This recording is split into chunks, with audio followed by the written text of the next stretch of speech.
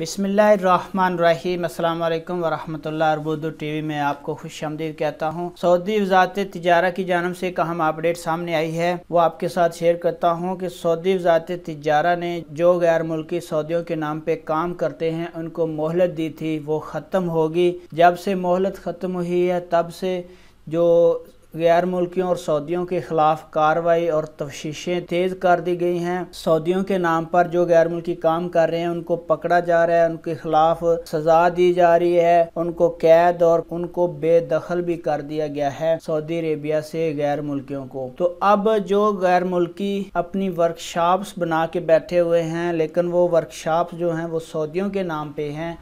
तो वज़ारत तिजारत ने एक बयान दिया है जिसमें कहा गया है कि सऊदियों के नाम से गाड़ियों और एल्युमिनियम के वर्कशॉप्स चलाने वाले गैर मुल्कियों और उनके जो मावनत करने वाले सऊदी हैं उनको भी अब पकड़ा जा रहा है। जो एल्युमिनियम यानी शीशे का काम करते हैं गैर मुल्की सऊदियों के नाम पे, जिन गैर मुल्कियों ने सऊदियों के नाम पे गाड़ियों की वर्कशॉप बनाई हुई हैं, उनके ख़िलाफ़ भी आने वाले दिनों में कार्रवाइयाँ तेज़ हो जाएंगी।